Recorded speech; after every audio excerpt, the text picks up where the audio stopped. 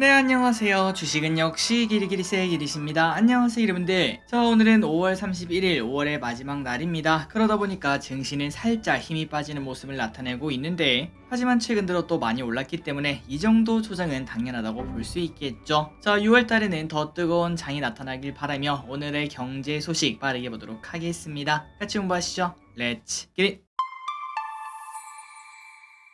자, 요즘 반도체가 핫합니다. 그러다 보니까 반도체 뉴스를 안 다룰 수가 없는데요. 다만 요즘 들어 많이 다루기 때문에 조금 빠르게 보고 넘어가도록 할게요. 일단 첫 번째, 엔비디아 시총 1조 달러 터치. 자, 전 세계 반도체 기업 중 처음으로 엔비디아가 시총 1조 달러를 터치를 했다고 합니다. 상징성이 있다고 볼 수 있겠죠. 참고로 지금 1조 달러를 유지하는 기업은 딱 4곳, 애플, 마이크로소프트, 알파벳, 아마존인데 이 위대한 곳이라고 볼 수 있는 이곳에 엔비디아가 발을 디딘 걸 확인할 수 있으며, 참고로 테슬라는 어디 갔나 봤더니 과거 2021년에 1조 달러 위에 가치를 인정받은 바 있었지만 그 이후에는 살짝 반납하는 모습을 현재까지 나타내고 있다고 합니다. 그래서 이런 걸 봤을 때 야, 반도체 그리고 AI 힘이 강하긴 강하구나 라는 걸 느낄 수 있고, 게다가 지금 시장에서는 이렇게 엔비디아가 강점을 나타내니까 디램 시장도 2분기에 바닥을 다질 것이다, 이러한 전망이 우세해지고 있다고 합니다. 특히 서버용 디램 시장은 하반기 수요 감소의 기대감까지 커지고 있다고 하니까 AI발 수요 회복 이 부분을 우리가 기대를 해볼 수 있다는 거겠죠. 그리고 그 안에서 가장 큰 수혜는 누가 볼까요? 맞습니다. 삼성전자나 하이닉스가 될 수 있을 것 같은데 과연 여기서 더 올라갈 수 있을지 기대감을 가지고 오는 6월, 7월, 8월 계속 주가가 올라가는지 확인해 보도록 하겠습니다. 다음입니다. 하이닉스 목표가 상향. 이제 이런 소식 나올 때 되었죠. 자, SK증권은 SK하이닉스에 대해서 목표가 13만원을 제시하며 목표가를 상향 조정한 걸 확인할 수 있습니다. 그렇다면 이렇게 상향 조정한 이유가 뭔가 봤더니 가장 큰 이유 중 하나는 바로 유일하게 엔비디아에게 HBM3를 납품하는 업체가 하이닉스이기 때문이라고 한데요. 여러분들이 방금 보시다시피 엔비디아는 진짜 투자자들에게 인정을 받았다고 볼 수 있고, 그 이유는 바로 실적입니다. 실적. 그렇기 때문에 그 실적만 봐도 야, AI 시대 진짜 오긴 오는구나 라는 걸 느낄 수 있고, 이 부분에 대한 수혜 SK하이닉스도 기대를 해볼 수 있다는 거겠죠. 다만 하이닉스 올해 내내 적자인 건 알고 계실 거라고 생각합니다. 올해 4분기까지 적자를 예상하고 있는데, 그런데 빠르면 내년 1분기 흑자 전환에 성공할 것으로 보이기 때문에 처음 주식하신 분들은 많이 의아하죠. 야, 어떻게 적자 기업이 이렇게 주가가 오를 수 있습니까? 그런데 그게 주식이라는 거 항상 6개월 선행하니까 지금 주가가 오른 이유가 뭔지 알겠죠? 맞습니다. 내년 1분기에 흑자 전환하고 그리고 AI 기대감까지 나오고 있으니까 이렇게 하이닉스를 비롯한 반도체 업계들이 6개월 먼저 주가가 급등하는 걸 확인할 수 있습니다. 자, 과연 하이닉스를 비롯한 반도체 업계 계속 업황이 살아갈 수 있을지, 그리고 주가는 SK하이닉스 한 올해 내 아니면 내년까지 13만 닉스를 볼 수 있을지 계속 공부해 보도록 하겠습니다. 다음입니다. 이 와중에 엔비디아 팔아라 라고 말한 사람이 있죠. 누군가 봤더니 바로 돈나무 언니. 돈나무 언니가 엔비디아 너무 비싸다 이렇게 말을 했다고 합니다. 그런데 이걸 보니까 돈나무 언니는 항상 비싼 주식만 사는 걸로 유명하지 않았겠습니까? 성장주 투자의 데모라고 볼 수 있는데, 어쨌든 그렇게 비싼 주식을 좋아하던 돈나무 언니가 봤을 때도 엔비디아의 퍼가 지금 현재 25배가 넘는다고 너무나 고평가다 라고 평가를 했다고 합니다. 그리고 이어서 이런 말까지 했습니다. 지금 현재 테슬라는 엔비디아와 달리 저평가 상태니까 나는 계속 테슬라에 투자를 하겠다, 이렇게 밝혔다고 하네요. 여러분들이 아마 아실 겁니다. 지난번에 우리가 확인했었죠. 올해 초에 엔비디아를 전량 매도한 바 있던 돈나무 언니. 그런데 그 이후에 엔비디아가 정말 귀신같이 165%나 급등하고 있는데 당연히 아닐 거라고 생각합니다. 단순히 자기가 팔았는데 올랐다고 지금은 너무 비싸요 이렇게 말하는 건 아니다 라고 볼 수 있는데요. 그렇기 때문에 지금 우리는 엔비디아가 고평가인지 아니면 아직도 싸다라는 이야기를 할 수 있는지 계속 공부를 해봐야 될 것 같습니다. 다음입니다. 일론 머스크 중국 외교부장 만났다. 자, 머스크가 열심히 움직이고 있다고 합니다. 중국을 방문해서 외교부장을 만나는 등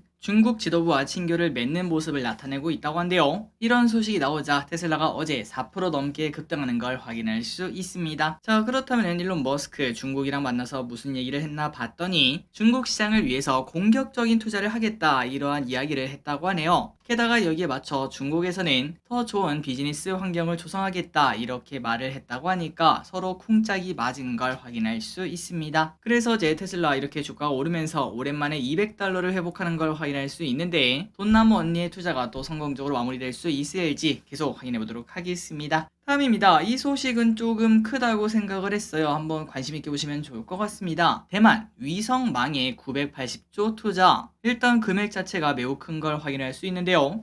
갑자기 대만이 웬 위성망에 투자를 하는가 봤더니 바로 해저 케이블 때문이라고 합니다. 혹시나 앞으로 자연재해 때문에 해저 케이블이 피해를 보거나 아니면은 중국이 해저 케이블을 그냥 다 잘라버린다면은 대만 전역은 인터넷이 끊기는 그러한 불상사가 생길 수 있다고 합니다. 그렇기 때문에 이를 대비해서 위성망을 빠르게 만든다는 걸 확인할 수 있고, 실제로 지난 2월 중국에서 해저 케이블 2개를 자른 바 있었다고 하는데 그때 대만에서 인터넷이 끊긴 적이 있다고 하죠. 그래서 이런 걸 봤을 때 심각한 상황이라는 걸 한 번 더 느낄 수 있고, 또한 2006년에는 지진으로 해저 케이블이 절단된 적도 있다고 하니까 섬나라 같은 경우는 이러한 위성망 같은 경우는 진짜 필요하겠다라는 걸 느낄 수 있습니다. 그래서 앞으로 대만은 대만 전역에 위성 수신기를 설치할 예정이고 위성업체를 대상으로 현재 입찰을 하고 있다고 하는데, 그런데 지금 기술력만 봤을 때 대만 전역을 아우를 수 있는 거는 스타링크밖에 없다고 하니까 역시 스타링크다라는 이야기도 한 번 더 해볼 수 있겠네요. 어쨌든 이런 걸 봤을 때 대만 입장에서는 진짜 쉽지 않은 싸움을 하고 있구나라는 걸 한 번 더 느낄 수 있습니다. 한 번도 생각해보지 못했지만 중국이 해저 케이블을 또 담보로 협박을 할 수도 있다는 거겠죠. 다음입니다. 자동차는 끝났나요? 요 며칠 반도체가 좋았습니다. 그러다 보니까 그 전에 강했던 자동차 관련주가 살짝 쉬어가는 흐름을 나타내고 있는데요. 이때까지 20일선 빨간색 선을 깬 적이 없었지만 요 며칠 깨고 내려가는 걸 확인할 수 있습니다. 그래서 이제 반도체로 이제 또 넘어갔나, 주도주는 반도체니까 자동차는 계속 하락하나 라고 생각을 해봤는데, 그런데 여전히 외국인의 순매수는 나타나고 있어서 기대감은 존재하니까 너무 걱정하지 말라고 하네요. 자, 그렇다면 어떤 부분을 기대해야 될까요? 당연히 실적입니다. 실적. 2분기 실적 발표가 될 때쯤 그때 또 현대차와 기아의 매출은 또 엄청난 매출을 자랑하면서 주가가 올라갈 수 있다는 건데, 일단 지금 예상을 봤을 때 현대차는 2분기 매출이 전년비 10% 증가, 그리고 영업이익은 20% 증가할 것으로 보인다고 합니다. 그래서 그런지 외국인은 지속적으로 자동차 업계를 매수하고 있다고 하며 5월 달에 랭킹을 딱 보자면은 외국인이 1등으로 매수한 건 당연히 삼성전자, 2등은 하이닉스인데 3등이 현대차고 그리고 5등은 기아되었다고 합니다. 다음입니다. 어제 LG전자가 급등한 바 있었죠. LG그룹 애플카 수혜가 기대가 된다고 합니다. 자, 어제 이렇게 LG전자가 급등한 거에는 여러가지 이유가 있었겠지만 애플카 수혜 기대감도 분명 나오고 있다고 하네요. KB증권은 애플카 수혜를 기대하며 LG전자뿐만 아니라 LG노텍, LG디스플레이 이렇게 3개 기업을 볼 필요가 있다고 하며, 또한 LG그룹은 전기차 핵심 부품의 풀 라인업을 확보를 했기 때문에 전장 부분 수주 잔고가 전년보다 26% 증가할 것, 이렇게 분석을 한다고 합니다. 그러니까 애플카 기대감 없이도 전장 관련으로 LG그룹주가 좋은 흐름을 나타낼 수 있다는 거고, 그리고 또한 앞으로 26년에 애플카가 실제로 나온다면은 그때 적임자는 LG밖에 없다고 하죠. 그렇기 때문에 LG 3사가 그 기대감을 충분히 받을 수 있다고 하니까 우리가 그때를 대비해서 실제로 애플카가 나오는지 안 나오는지, 그리고 또 LG 관련주들 실적은 어떤지 계속 공부할 필요가 있을 것 같습니다. 다음입니다. 현대차, 삼성 동맹. 자, 제네시스에 삼성 OLED가 들어간다는 소식이 떴습니다. 현대차에 삼성 디플이 들어가는 거는 처음이라고 하는데요. 앞으로 더 큰 협업까지 기대가 된다고 합니다. 자, 그렇다면 언제부터 이렇게 들어가나 봤더니 아마도 2년에서 3년 뒤에 차기 제네시스가 대상이 될 전망이라고 하며, 참고로 이때까지 삼성이 과거에 완성차 사업에 진출한 바 있지 않겠습니까? 그때부터 지금까지 현대차랑 사이가 좋지 않았다고 하는데, 그런데 이제는 다시 또 친해지지 않겠나라는 전망이 나온다고 합니다. 그리고 이렇게 협력을 시작하게 되었으니까 다음 협력은 당연히 차량용 반도체가 될 가능성이 높을 것 같네요. 다음입니다. 7월 달에 현대 기아 중고차 진출을 한다는 소식 계속 확인했었기 때문에 이제는 그냥 일정 체크 정도만 생각하고 넘어가시면 될 것 같습니다. 작년부터 이슈였던 현대 기아의 중고차 진출이 올 7월에서 8월 본격적으로 이뤄질 예정이라고 하며, 앞서 현대차는 인증 중고차 사업을 통해서 신뢰도 높은 중고차를 제공하겠다 이렇게 밝힌 바 있죠. 그리고 현대기아는 온라인을 중심으로 차량을 판매할 예정이며 중고차 통화 정보 포털도 만들 계획이라고 합니다. 다만 판매 대수를 엄청나게 늘리진 않는다고 합니다. 중고차 진출로 업계의 반발이 심하겠죠. 그래서 내년 4월까지는 전체 중고차의 2.9%가 현대차가 가져가고, 그리고 기아는 2.1%, 합쳐서 5%라고 볼 수 있겠죠. 이 정도만 판매할 예정이라고 합니다. 다음입니다. 대신증권 3분기 뜨겁다. 자, 우리가 맨날 공부했던 그 부분입니다. 이제 대신증권도 그렇게 말하는 걸 확인할 수 있는데요. 물론 이제 이걸 보시면은 야, 증권사가 사라고 하면 끝난 거 아니냐 라고도 볼 수 있지만, 그런데 저기서 또 공부해보니까 모든 거는 또 맞출 확률이 50대 50입니다. 이 말이 맞을 수도 있다는 거겠죠. 그러니까 대신증권을 왜 좋다고 하는지 한번 보자면은, 자, 대신증권은 6월부터 뜨거운 장이 시작해서 3분기까지 강세를 보일 것이라고 전망을 했습니다. 그리고 하반기 폭은 2380에서 2780, 고점을 2780, 거의 2800 라인까지 본다고 하는데요.